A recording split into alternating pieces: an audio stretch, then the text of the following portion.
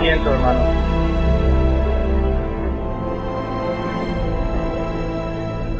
Abramos la Biblia a 1 Corintios capítulo 15. 1 Corintios capítulo 15.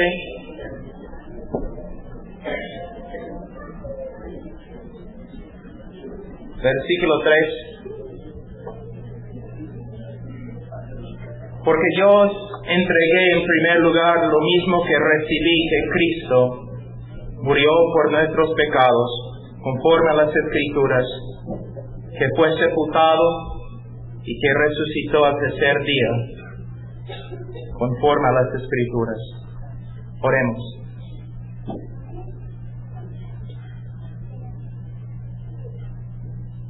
Padre,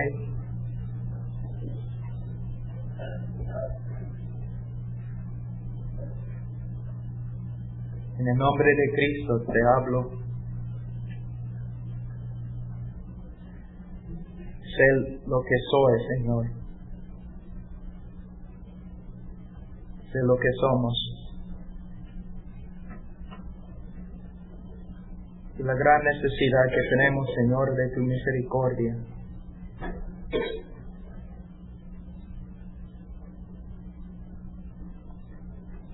Señor, vivimos en ignorancia. No sabemos lo que dice tu palabra. Cometimos, Señor, muchos errores. Tenemos una necesidad constante, Señor, de tu gracia. Señor, yo sé que me escuchas. Te pido, Señor, que nos bendigas esta noche. Que el Espíritu Santo obre en nosotros, enseñándonos, Señor, tu palabra, para que podamos ver la cruz del Calvario. En el nombre de Cristo. Amén. Cristo murió por ti. ¿Cómo? ¿Por qué? Tantas veces decimos, Cristo murió por mí, ligeramente, sin reverencia, sin darnos cuenta de lo que estamos diciendo. Cada vez que hablamos el nombre de Cristo, de Jesús, debemos hacerlo con reverencia. Cada vez que hablamos de su cruz, debemos hacerlo con reverencia. Que el Hijo de Dios murió por nosotros es algo que no se puede explicar. Ningún predicador en ningún idioma puede explicar ni entender lo que significa Cristo murió por nosotros.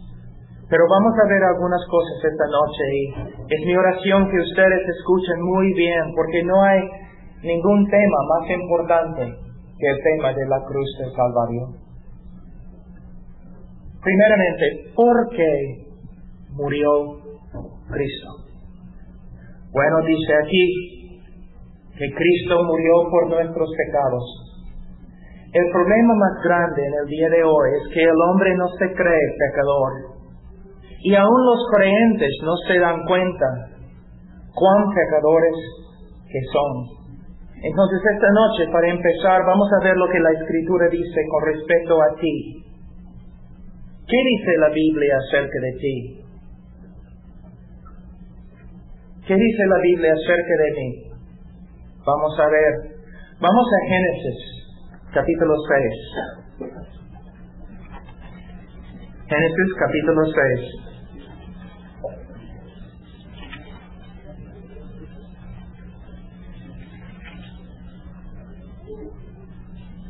Versículo 5. Y el Señor vio que era mucha la maldad de los hombres en la tierra, y que toda intención de los pensamientos de su corazón era solo hacer siempre el mal. Una vez yo estaba predicando así, usando este texto en una universidad, y un estudiante se acercó a mí muy enojado Y me dijo, eres mentiroso. ¿Y por qué soy mentiroso? Porque no es cierto que todos mis pensamientos son malos. Y yo le dije, joven, primeramente, yo leí de la palabra de Dios, no es mi opinión, es lo que dice la palabra de Dios. No soy mentiroso, solamente estoy leyendo lo que Dios dice en su palabra. Y Dios dice en su palabra que todos nuestros pensamientos son pecaminosos. Lo que tienes que entender es que Dios no es como el hombre. Comparados con Hitler, somos buena gente. Comparados con Dios, somos peores que Hitler. Pero el joven dijo, pero todos mis pensamientos no son tan feos, no son tan malos, no son tan pecaminosos. Mira, ¿piensas igual? Si yo pudiera, esta noche, si yo pudiera sacar tu corazón, si yo pudiera poner todos tus pensamientos en un video, y si yo pudiera dar el video acá esta noche, mostrando todos los pensamientos que han pasado por tu corazón, no solo tus hechos o tus palabras, pero todo lo que has pensado, amigo, tú correrías de acá y nunca regresarías a este lugar. Tú tendrías tanta vergüenza que no podrías acercarte a ninguno de nosotros. Y sabes que es la verdad. Tú has pensado cosas tan horribles que ni puedes compartir tus pensamientos con tus mejores amigos, y tú sabes que es la verdad. Pero la Biblia dice que Dios sabe todo lo que has pensado. Y no solo todo lo que has pensado, todo lo que has hecho y todo lo que has dicho. Tus palabras están llenas de pecado. Tus obras están llenas de pecado. Tus pensamientos ni hablar. Tantas perversiones, tantas maldades han pasado por tu corazón, y Dios ve todo. También la Biblia dice en Génesis capítulo 8, versículo 21, y el Señor percibió el aroma agradable, y dijo el Señor para sí, nunca más volveré a maldecir la tierra por causa del hombre, porque la intención del corazón del hombre es mala desde su juventud. Esta palabra puede ser traducida en hebreo, niñez. Lo que ustedes tienen que entender es que el hombre no nace neutral moralmente. El hombre nace en pecado, inclinado al pecado. ¿Tienes que enseñar a un niño cómo mentir? ¿Tienes que enseñar a un niño cómo manipular a sus padres? ¿Cómo ser egoísta? ¿Cómo pelear? ¿Cómo gritar? No. ¿Por qué? Porque lo que la Biblia dice acerca de nosotros es verdad. Somos hombres, mujeres, jóvenes, niños caídos. Somos hijos de Adán, torcidos, pervertidos, llenos del pecado. Es lo que dice la Biblia. Ahora, vamos a Isaías 64. Isaías 64. Versículo 6. Todos nosotros somos como el inmundo, y como trapo de inmundicia todas nuestras obras justas. Todos nos marchitamos como una hoja, y nuestras iniquidades como el viento nos arrastran. Todos nosotros somos como el inmundo. ¿De qué está hablando? Bueno, hay varias posibilidades, pero puede referirse a un leproso. ¿Una vez has estado con un leproso? Yo sí. Yo trabajé con los leprosos en la selva de San Pablo, en Perú. Es algo horrible, hermano. Si yo tuviera acá conmigo un leproso, sería horrible. El olor sería horrible. Su parecer sería horrible. Sangre y pus. Carne torcida, fea, podrida. Imagínense, un hombre tan feo que ni puedes verlo, ni puedes mirarlo, ni puedes olerlo.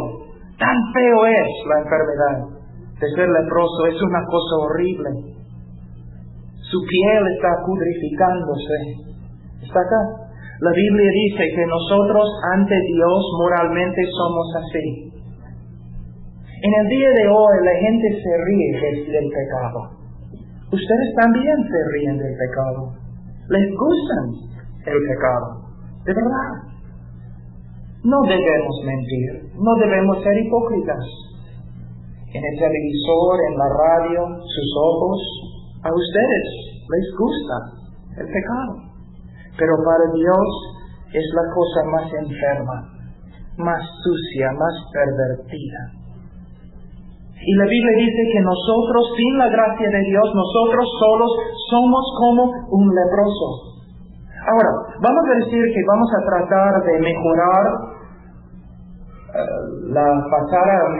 la apariencia del leproso. Salimos y vamos a Dallas, compramos una tela muy fina y traemos aquí la tela y vestimos el leproso en la tela. Ya ahora se ve muy bonito.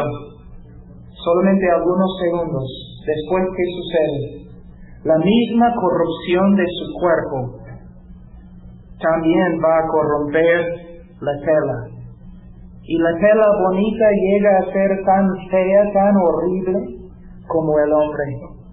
Por esta causa nosotros no podemos hacer nada para salvarnos por medio de nuestras obras. Lo que hay que entender es que nuestras obras son como trapos de inmundicia ante Dios.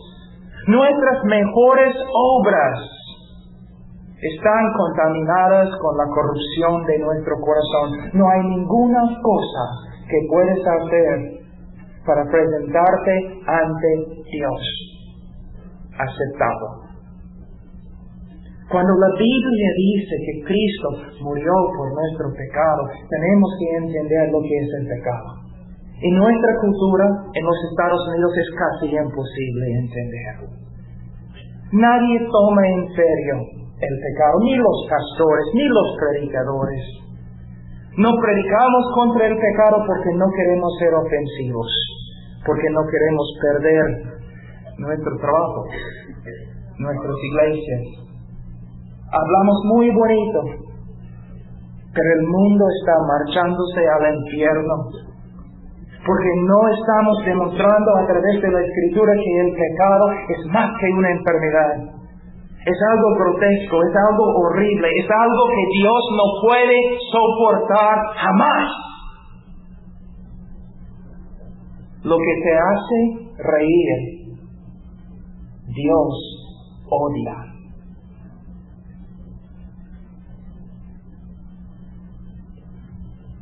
Ahora vamos a Romanos capítulo 3.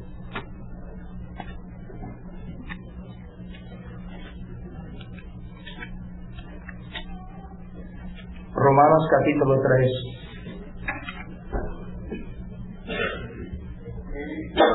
Versículo 10. Como está escrito, no hay justo ni aún uno. Nadie acá es justo. Ningún hombre desde Adán ha sido justo. ¿Qué significa justo? Bueno, la palabra en hebreo significa básicamente derecho.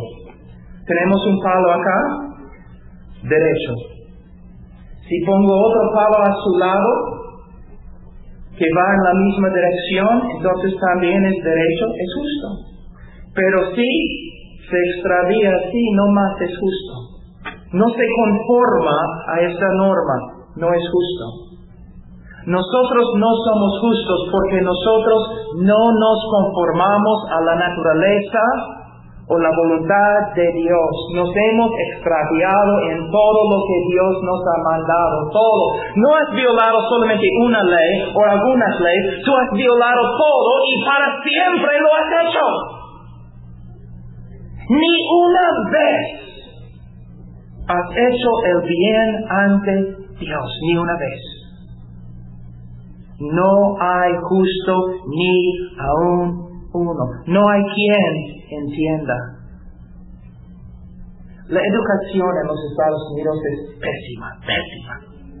Es horrible. Yo viajo por todo el mundo enseñando teología, es lo que hago. Hace 1 año y medio, un amigo mío de British Columbia me mandó un libro de la lógica. La lógica. Yo enseño pastores, yo enseño profesores de pastores. Un libro de la lógica. Empecé a leer el primer capítulo. Caramba, puede que sea. Y yo enseño la lógica. Fue recontra difícil el libro. Entonces leí el primer capítulo de nuevo, recontra difícil, pero ya ahora entiendo. ¿Sabe qué? El libro fue escrito para niños en el 8º grado que vivieron hace 200 años. Un capítulo que ni probablemente un joven en este grupo puede leer.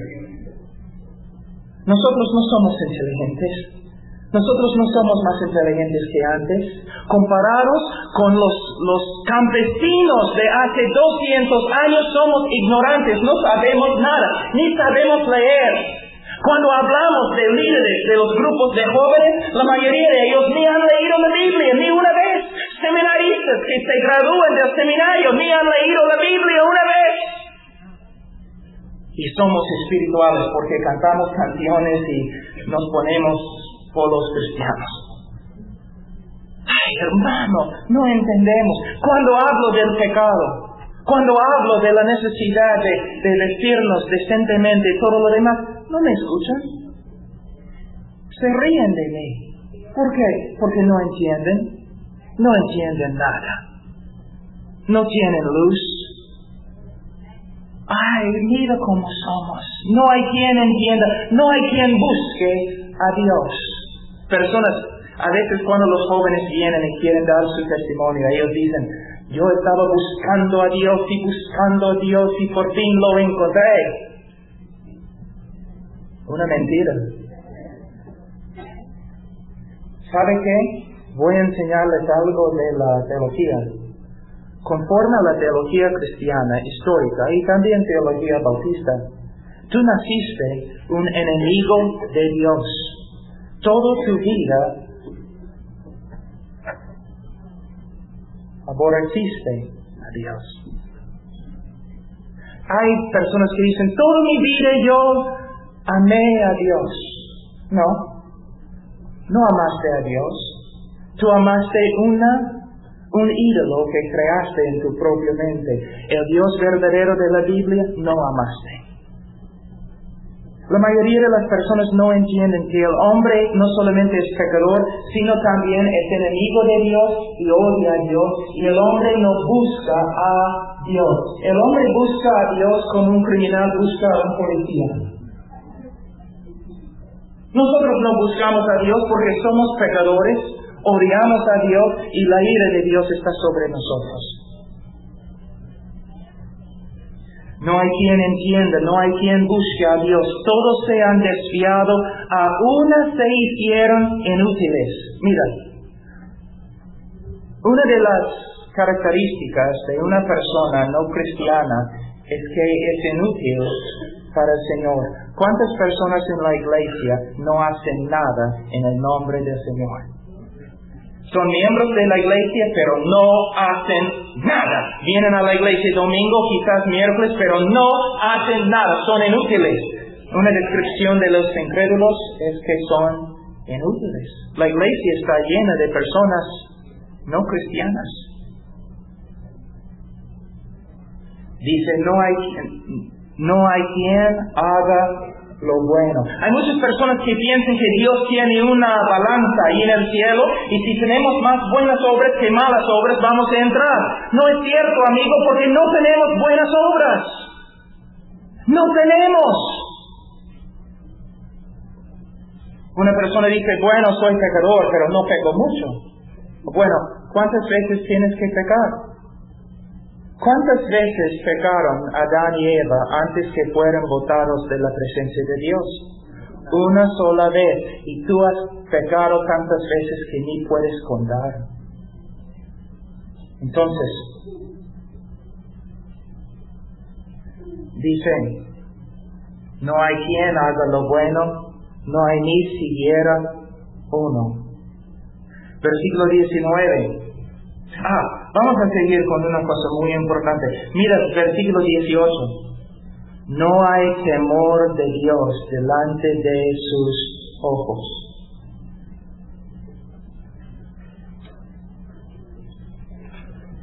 El principio de la sabiduría es el temor de Jehová. En el día de hoy todos piensan que Dios es mi amigo. Yo y Dios somos, como decimos en Perú, patas, compadres, amigos, Dios y yo. No es cierto. Dios es Dios y tú no lo eres. Personas no temen a Dios. El Dios que creó el universo y un día va a destruir el universo. Aún los cristianos jueguen con Dios y jueguen con sus mandamientos. ¿Cuántas personas pueden ahora pararse acá en este edificio y empezar a citarme los mandamientos que Dios nos ha dado? No, nada. Porque en el día de hoy no hablamos de mandamientos, solamente fe en Cristo y después vamos a vivir como queremos. Mentira, porque Cristo dijo, no los que dicen Señor, Señor van a entrar en el reino de Dios, sino los que hacen la voluntad de Dios. No hay temor de Dios delante de sus ojos. Versículo 19. Ahora bien, sabemos que cuanto dice la ley, lo dice a los que están bajo la ley, para que toda boca se calle y todo el mundo sea hecho responsable ante Dios. El apóstol Pablo usó los primeros 3 capítulos del libro de Romanos para convencernos que éramos pecadores, que somos pecadores. Un hombre no puede entender su necesidad de Cristo a menos que primero entienda su pecado y su estado condenado ante Dios. La mayoría de las personas no buscan a Cristo porque no reconocen su necesidad. La mayoría de los que se dicen cristianos no aman a Cristo porque no reconocen la profundidad de su pecado y lo que Cristo ha hecho por ellos. ¿Alguien tiene llaves? Nunca tengo mis llaves. ¿Alguien tiene llaves? Dígalos, hermano. Escucha. ¿Te da gozo? Si te da gozo, tú necesitas la consejería. No te da gozo, ¿no? Pero si estuvieras encerrado en una cárcel, sí, te daría bastante gozo escuchar llaves. Predicadores, pastores, jóvenes, líderes, escúchenme. La razón por la cual la mayoría de las personas en nuestra iglesia juegan con Cristo, la razón por la cual la mayoría de las personas en el mundo no pueden ver su necesidad de Cristo es porque no pueden ver que están cerrados en la cárcel de Dios, condenados. La mayoría de las personas no entienden el peligro en que están. que van a morir y van a ir al infierno, que Dios viene con ira contra el pecado del hombre. La mayoría de las personas no entienden esto y por eso no buscan la salvación en Cristo. No sé, nosotros tenemos que ser honestos. Tenemos que hablar con amor, pero tenemos que decir a todos, mira, somos pecadores y por causa del pecado la ira de Dios viene. El gran juicio de Dios viene. Personas van a morir y van a ir al infierno. Si no se arrepienten y creen en la única esperanza, quien es Cristo. Gracias, hermano. Ahora, nosotros somos pecadores. Ahora voy a enseñarles algo que rara vez se escucha en el día de hoy. Hace 75 años siempre, pero en el día de hoy casi nunca.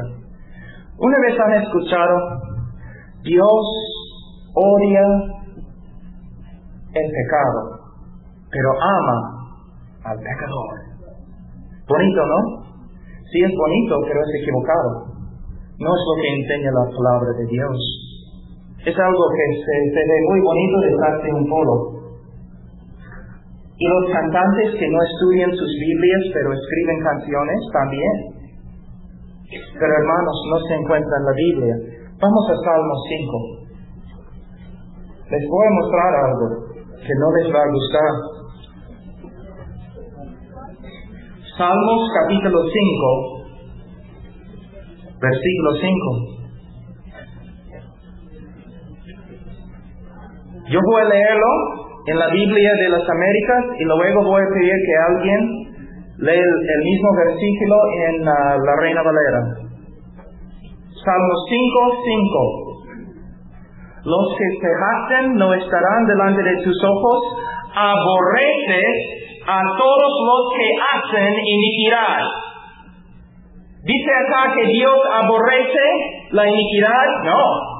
Dice que Dios aborrece a los que hacen la iniquidad. ¿Alguien tiene Reina Valera acá? ¿Puede leer la Reina Valera alguien? ¿Van? Los insensatos no estarán delante de tus ojos, aborreces a todos los que hacen iniquidad. Ay, caramba, mira. Entonces, cuando decimos, Dios ama al pecador, pero odia el pecado, pero nunca odia al pecador, es falso. ¿Qué dice la Biblia? La Biblia dice, Dios aborrece a todos los que hacen iniquidad. Ajá. Enseñamos tantas cosas falsas en el día de hoy, en el nombre de no ser ofensivo. ¿Sabe lo que me asusta? Muchos de ustedes no tienen miedo. Lee.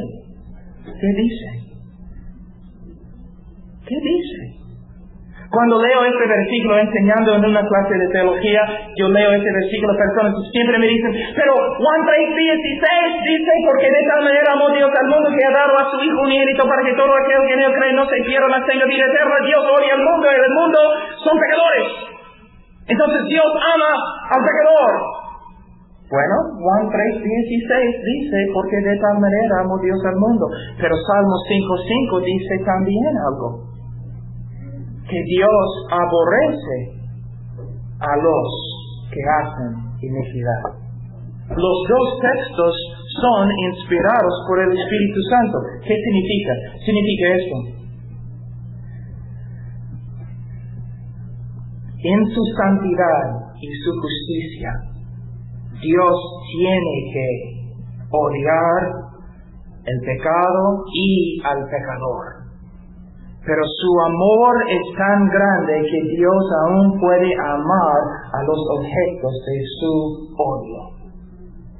Lo que estoy diciendo es, la ira de Dios viene sobre el pecador, pero en su amor Dios ha hecho un camino por el cual el pecador puede ser salvo. Pero si el pecador no acepta a Cristo, lo que le espera para siempre es el odio y el enojo de Jehová. Si rechazas a Cristo como tu Señor y Salvador, lo único que te espera es el odio eterno de un Dios santo y justo. Personas a veces me dicen, siempre los seminaristas y los universitarios dicen, pero Dios es amor, por eso Dios no puede odiar. No, Dios es amor, por eso Él tiene que odiar. Yo les voy a dar un ejemplo. Levanten la mano. ¿Cuántas personas aquí aman a los niños? Levanten la mano. Si amas a los niños, levanten la mano. Sigue. Algunos aquí son Hitlers que no aman a los niños. Levanten la mano, así. Si amas a los niños, levanten la mano. ¿Ok? Si odias el aborto, levanta la mano. Entonces, si amas a los niños, tienes que aborrecer el aborto. Si Dios ama todo lo que es santo y justo, Dios tiene que aborrecer todo lo que contradice su naturaleza y su voluntad. Lo que el mundo no entiende es que la ira de Dios, la palabra ira viene de la palabra hebrea que significa nariz. Muchos de ustedes no nacieron en un rancho como yo. Cuando un zorro se enoja, pero recontra. ¿Qué hace? Su nariz se abre. Eso es lo que significa. Que Dios está enojado contra el pecador todos los días. Y que un día la ira, el enojo, la furia de Dios contra el pecador va a caer sobre la tierra. Y el único Salvador, el único camino por el cual podemos ser salvos es Cristo. Tantas personas en el día de hoy no entienden, no temen a Dios, jóvenes que no temen a Dios, adultos que no temen a Dios, pero no se dan cuenta lo que va a suceder. Dice que los hombres grandes de la tierra van a clamar a las rocas para que las rocas se caigan y los esconden de la ira del Cordero. Dice la misma presencia el mismo universo va a huirse de la presencia de Dios cuando viene en su furia. Pastor, ¿me estás tratando de asustar? Claro. Debes estar asustado. Es el problema en el día de hoy. La gente no sabe, no entiende lo que va a suceder acá un día. Tú dices, pero Cristo no va a venir dentro de 1000 años. ¿Qué importa? Tú vas a verlo en menos que 100. Si Él no viene acá, tú vas a ir donde está Él. Y algunos de ustedes ni 100 años, ni 50, ni 10. No soy profeta, pero probablemente varias personas acá dentro de 5 años van a estar muertas. Y van a estar en el infierno.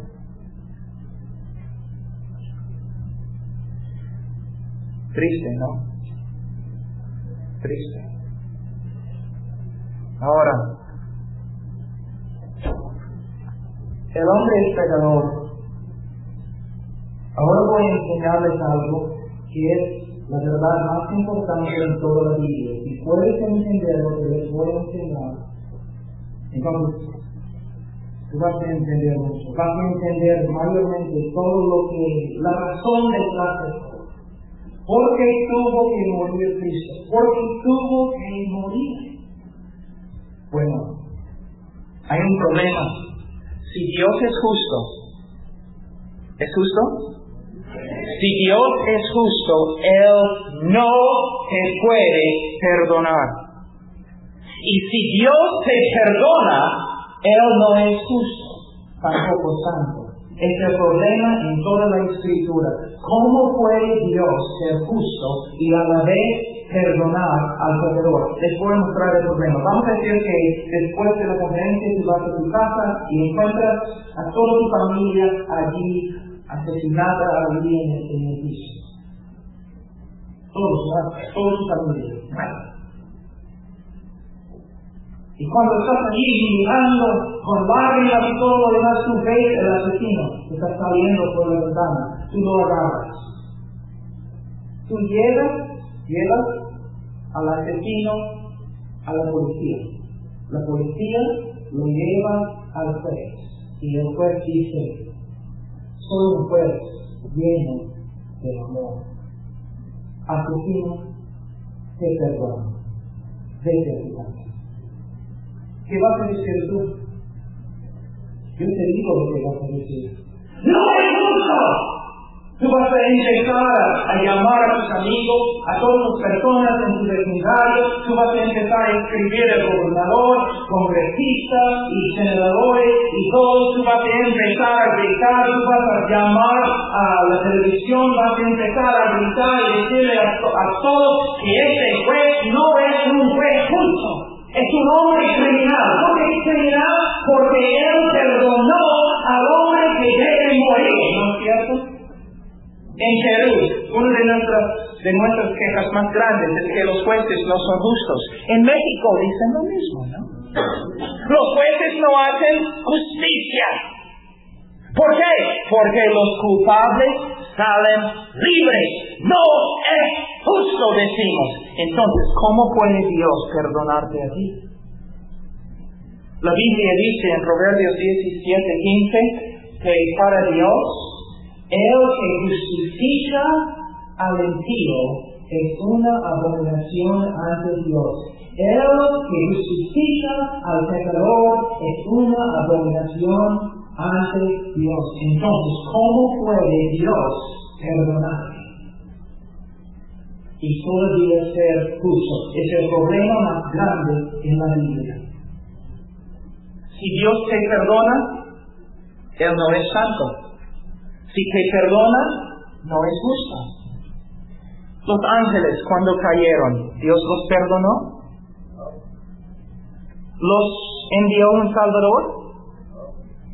Él no tenía que enviarte un Salvador tampoco.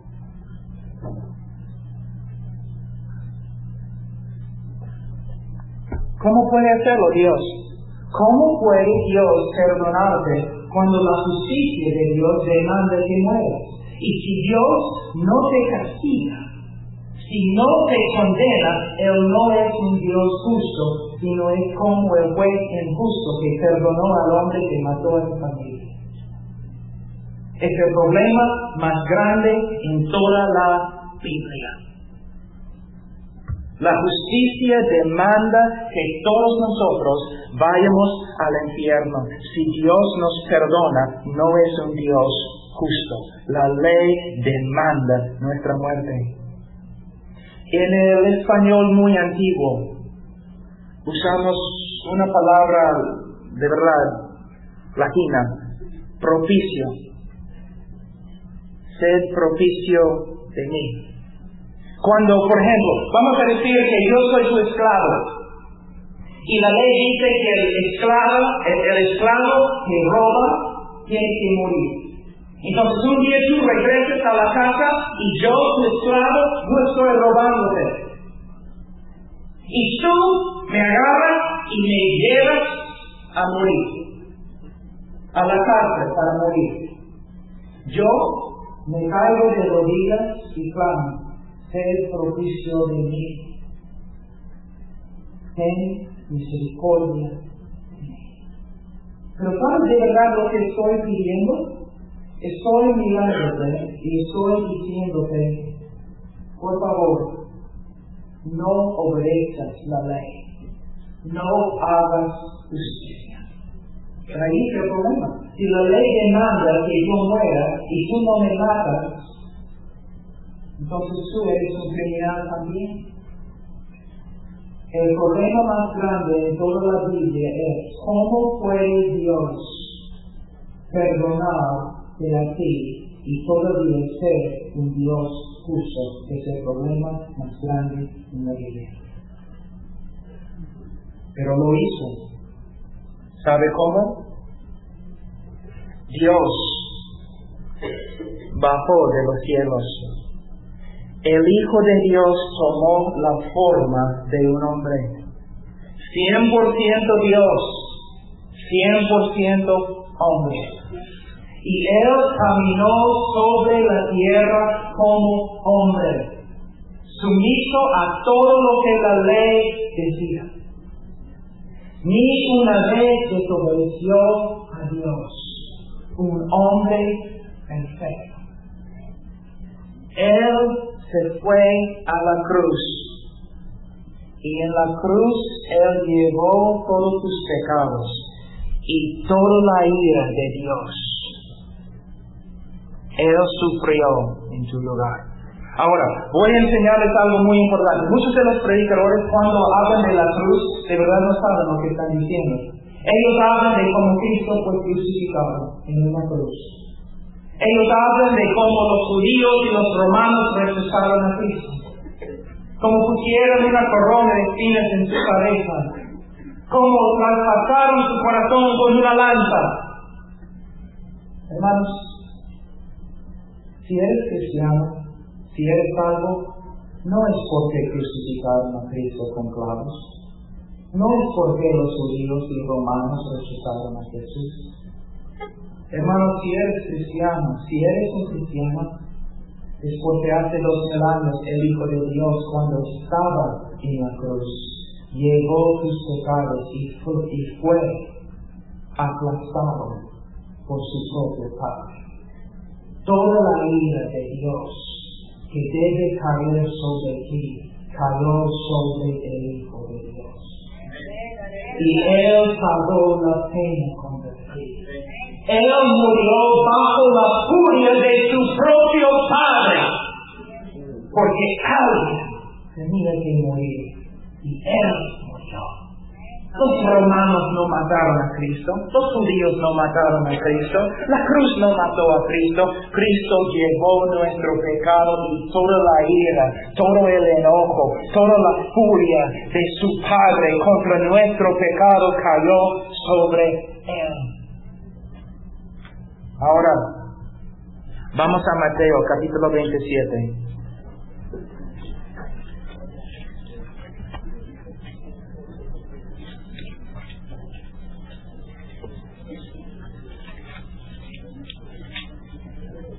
Mateo 27, versículo 45.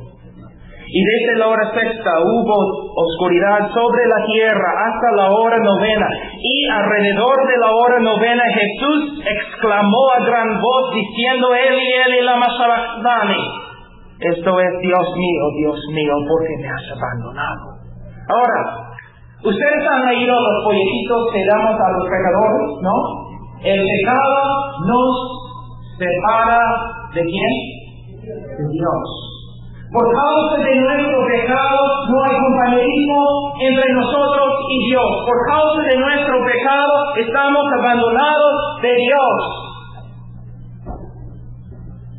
En la cruz, Cristo llevó tus pecados y Él fue abandonado por Dios en tu lugar.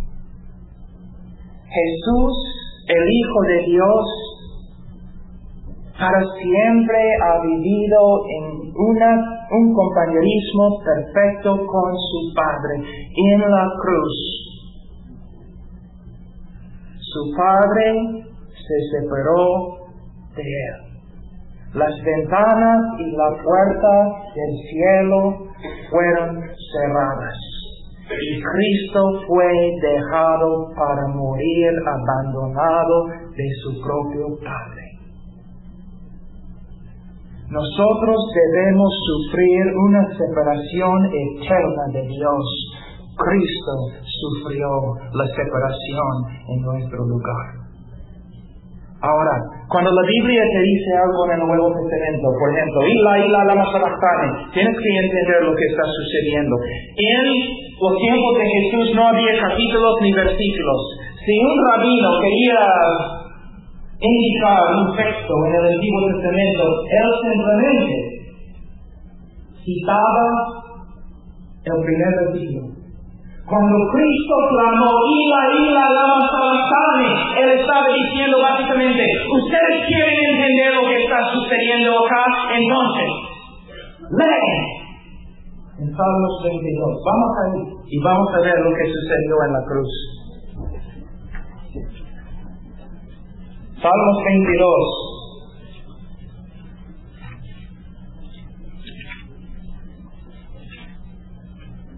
Ahí, el primer versículo que dice, Dios mío, ¿por qué me has abandonado?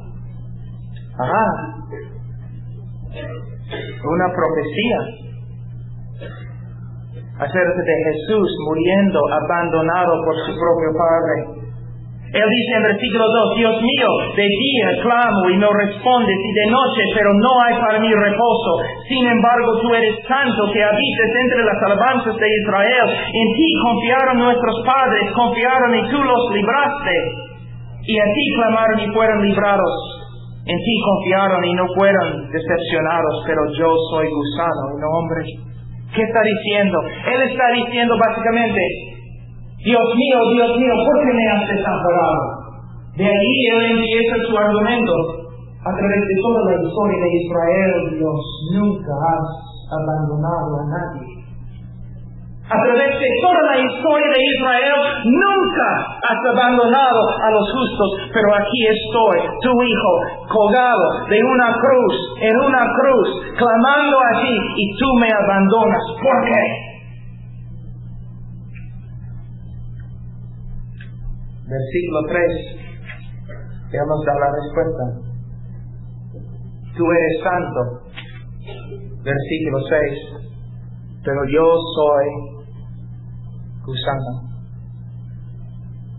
En la cruz, el precioso Hijo de Dios llegó a ser pecado. La serpiente levantada en el desierto. En el tiempo de Israel, había un carrito así, y todos los líderes de Israel tenían que poner sus manos sobre él. Y él llevó el pecado de Israel al desierto, y allí el animal murió, cortado de Dios y cortado del pueblo de Dios. En la cruz del Calvario, el Señor Jesucristo no solamente fue abandonado por el pueblo de Dios, sino el Señor Jesucristo fue abandonado por Dios mismo.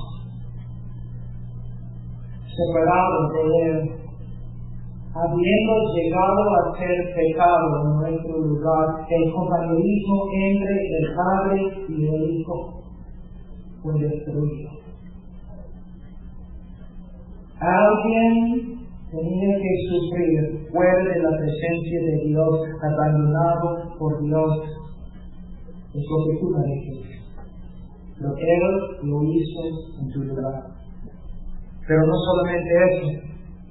No solamente Dios es santo y no puede tener compañerismo con el pecador, sino Dios es justo y tiene que castigar al pecador. ¿Ustedes recuerdan cuando Jesús estaba en Getsemaní? ¿Qué clamó 3 veces? Padre, que esta copa que pase de mí, no quiero tomarla. Señor, no quiero tomar la copa. Señor, no quiero tomar la copa. ¿Qué estaba dentro de la copa? Yo te digo, la ira de Dios, la furia y el odio y el castigo y la condenación de un Dios justo estaba en la copa. Y cuando el Señor Jesucristo estaba allí colgado en la cruz, Él tomó la copa de la ira de Dios que debe caer sobre ti. Él tomó la copa y tragó la copa, y cuando bebió la copa, ni una gota de ira cayó, porque Él tragó toda la ira de Dios en su lugar. Imagínate un ratito, imagínate un lago y una pared que está separándote a ti del agua que está detrás de la pared. Una pared, 1 millón de millas de altura, 1 millón de millas de ancho, y detrás de la pared, agua. un cuerpo inmenso de agua. Y en un segundo, la pared se quita. Y todo el agua está cayendo sobre ti. Pero antes que el agua pueda llegar hasta donde estás, la tierra se abre y traga todo el agua y tú estás salvo y seco. Toda la ira de Dios cayendo sobre ti, y Cristo se puso en medio y sufrió toda la ira de Dios en tu lugar.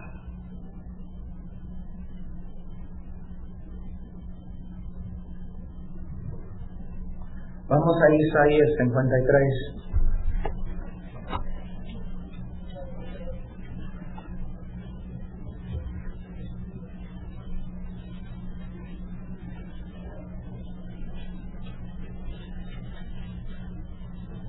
Versículo 10. Pero quiso el Señor quebrantarle, sometiéndole a padecimiento. Pero quiso el Señor, la palabra en hebreo, Yahweh, o Jehová, o Jehová. Pero quiso Jehová quebrantarle, sometiéndole a padecimiento. ¿Sabe qué? Ahora yo tengo un hijo. Los doctores, hace como 7 años, cuando dijeron que mi esposa tenía un tumor en su cerebro, ellos nos dijeron, mira, ustedes nunca van a poder tener hijos. Nunca. Olvídense, es imposible tener hijos. Pero hace 1 año y 9 meses, mi esposa tuvo que ir al hospital porque siempre tiene que ir para ver su tumor. Y la enfermera dijo, bueno, parece que está sentida, pero es imposible, pero tenemos que tomar fotografía y todo lo demás, tenemos que setearlo, pero es imposible. Pero ella estaba sentida conmigo. Y como lo has visto quizás, yo amo a este gordito. Bastante. Él es, pero si una persona tratara de hacer daño a mi hijo, yo lo mataría. Yo pelearía contra cualquier ejército para proteger a mi hijo. Yo iría al infierno 1,000,000 de veces para salvar a mi hijo. Yo lo amo, y si eres padre, tú sabes exactamente, tú entiendes exactamente lo que estoy diciendo. Imagínate, no puedo hacer daño a mi hijo.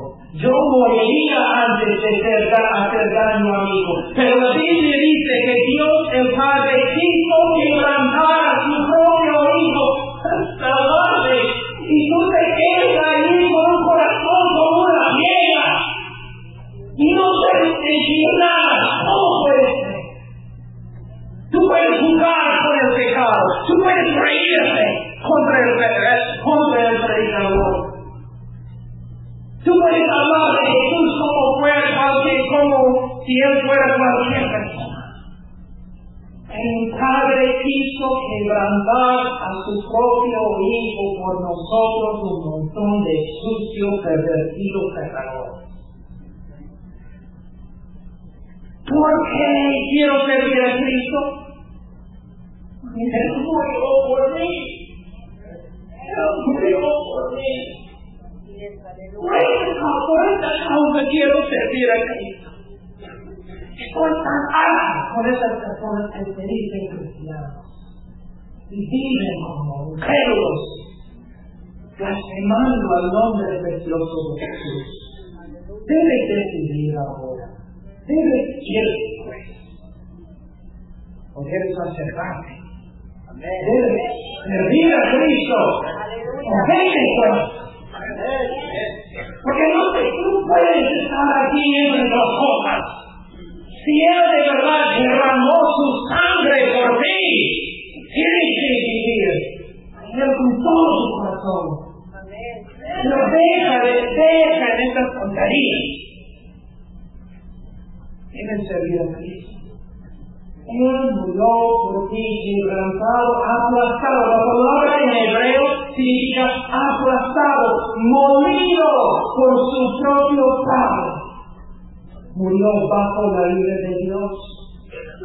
Ahora, siempre cuando estoy en un debate o algo en la universidad, estos jóvenes en la universidad, caramba, ellos dicen, pero ¿cómo puede ser que un hombre puede sufrir solamente 2 o 3 horas en una cruz y esto es suficiente para salvar a millones y millones de hombres de una eternidad en el infierno? No puede ser.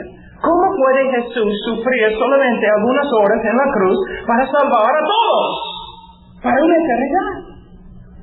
¿Sabes cómo puede hacerlo? Porque Él vale más que todos nosotros juntos. Las canciones en el día de hoy, ay caramba, alguien que lee la Biblia debe escribir canciones. Hay una canción que dice, Dios ama al hombre más que cualquier otra cosa. Es una mentira. De verdad, lo siento, pero es una mentira. Dios ama a su Hijo más que al hombre. Dios ama a su Hijo más que a todos. Pero Dios quiso quebrantar a su Hijo. Su Hijo tiene más valor que todos ustedes juntos. Tiene más valor que mí. Tiene más valor que todos los hombres que han vivido en la tierra. Tiene más importancia y más valor que todo el universo. Pero Él, de buena voluntad, murió por nosotros. Y por eso nosotros debemos vivir para Cristo. ¿Saben qué?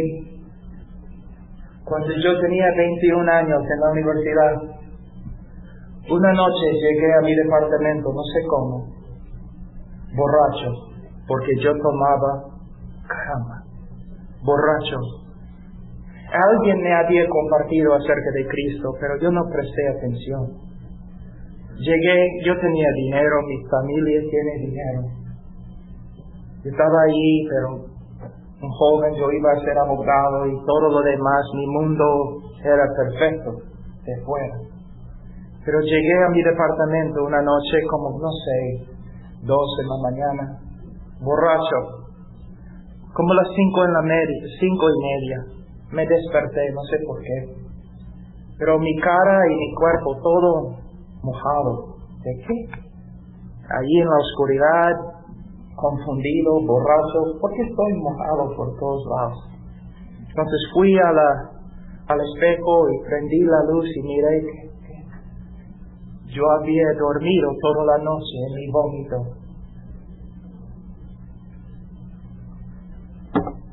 No puede ser un hombre peor que yo. Pero 2 semanas después, el Señor Jesucristo me salvó. Un hombre tan horrible en todos aspectos. Un hombre tan estúpido, tan horrible, tan inmoral, tan pecador. Un hombre tan cruel. Y me salvó. Y fui, compré una Biblia y empecé a predicar en las calles por todos lados. Cristo me salvó. Empecé a predicar en la misma universidad. Cristo me salvó. Mis amigos que eran cristianos me dijeron, Pablo, por favor, todos pensaban bien de ti. Ahora todos piensan que eres un fanático. Vas a destruir tu reputación aquí en la universidad y todo lo demás. Y yo les pregunté, pero ustedes son cristianos, ¿no? Yo era tan tonto, yo no sabía. Yo pensaba que todos los que estaban en la iglesia eran cristianos. Pero ustedes son cristianos, ¿no? Sí, Pablo, pero ya demasiado, ¿no? Predicando y compartiendo en las clases y todo lo demás. Tienes que dejar de hacerlo. Pero Él murió por mí, ¿no? Él murió por mí. ¿Cómo no voy a compartir? Y ay caramba, yo era mi ropa, mi pelo, todo perfecto. Parece un joven, pero lo máximo, como decimos en Perú. Corté mi pelo, saqué mi arete, cambié mi ropa, y cristianos de nuevo me dijeron: pero Pablo, ¿por qué estás diciendo eso? Tú tienes la libertad de vestirte como quieres. Bueno, yo sé que tengo la libertad de vestirme como quiero, pero en la iglesia donde voy hay algunos ancianos, a ellos no les gusta, pero son legalistas. Pero ¿qué me importa? La Biblia dice: si yo ofendo a un hermano, debo cambiar. ¿Qué importa si son legalistas o no? Pero tú tienes tus derechos. Estoy tan enfermo de estos cristianos con sus derechos, mi libertad cristiana. Tu orgullo y egoísmo cristiano, quizás. Somos esclavos, fuimos comprados. Debemos vivir en amor y debemos hacer cualquier cosa para no ofender.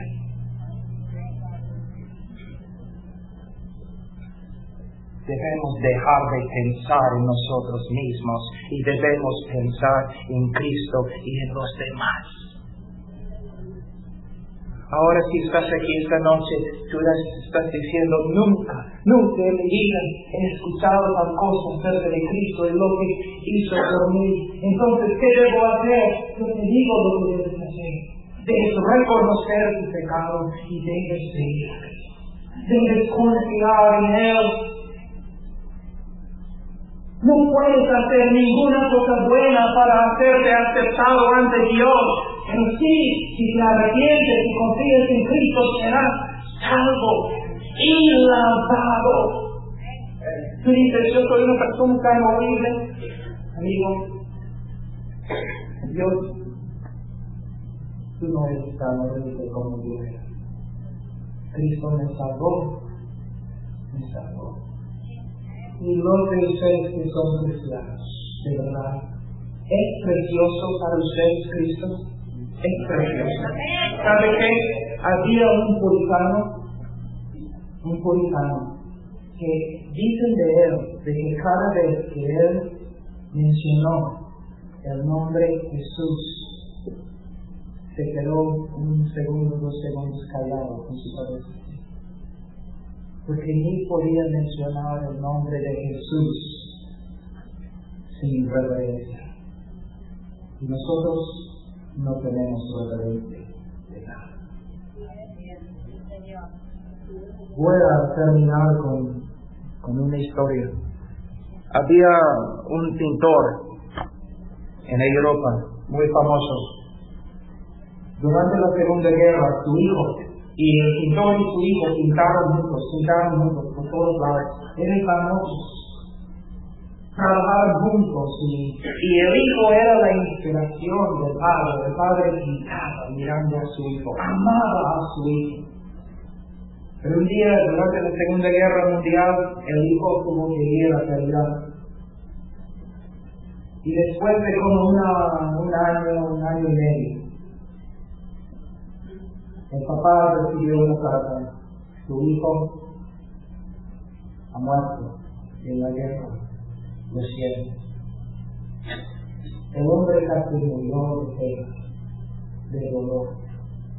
Pero después de la guerra, un joven llegó a su casa con una pintura que él había hecho, un cuadro. Y el hombre contestó la puerta y el joven dijo: Señor, ¿usted es el famoso pintor? Él dijo: sí. Bueno, Señor, yo conocí a su hijo allí en la tierra. Y cuando no estábamos peleando, él me enseñaba a pintar. Yo sé que soy nómico, pero pinté un cuadro de su hijo. Porque estábamos caminando juntos en el campo y había una bala y él me empujó y tomó la bala en mi lugar y murió. Señor, yo amo a su hijo tanto. y no tengo nada, no tengo dinero, no tengo nada, pero pinté este cuadro y quiero darle el cuadro. El hombre miró el cuadro y de verdad no era muy bueno, la pintura no era buena. Pero el hombre miró y dijo, gracias.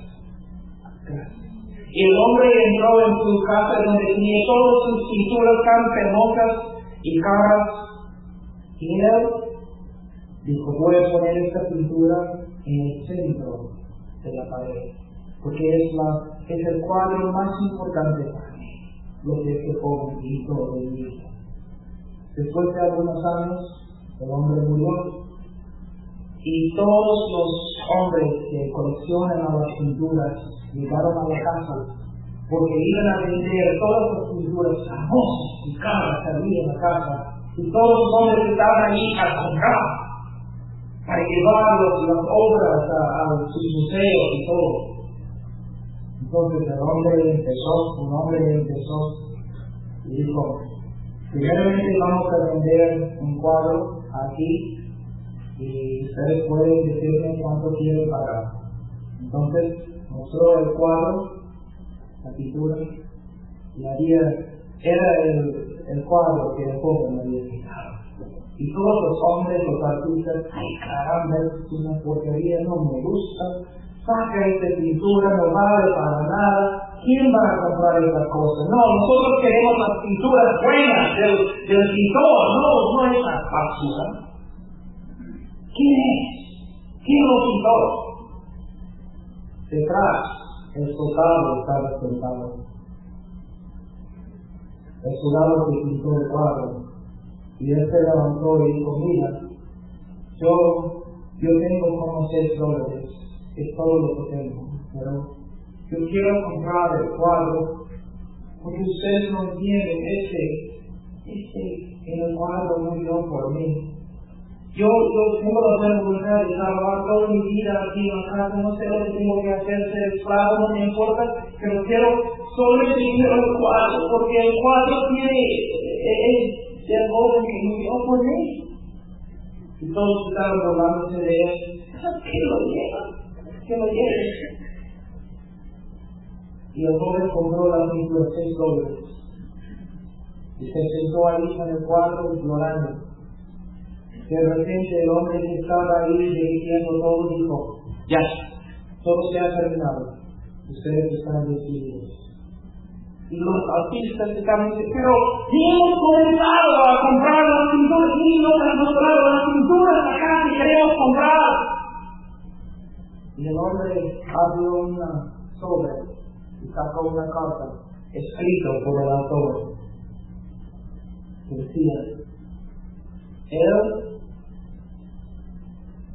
que recibe el cuadro de mi hijo, el que compra el cuadro de mi hijo, recibe todo lo que tengo. Sabe que hay muchos de ustedes que quieren tener buenas vidas. Otros de ustedes quieren ser famosos. Otros de ustedes quieren ser prósperos, ricos. ¿Cuántos de ustedes solamente quieren tener el hijo? ¿Cuántos de ustedes solo quieren tener a Jesús? Vamos a orar.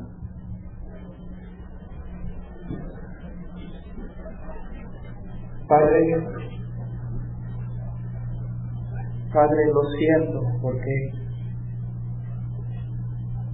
no se puede predicar bien. Nadie puede predicar bien la cruz del Calvario. Oh Padre, tu Hijo merece mejor. Tu Hijo merece mejor que lo que nosotros estamos dando. Oh Señor, abre nuestro corazón. Abre el corazón de estos jóvenes para ver que el mundo está lleno de basura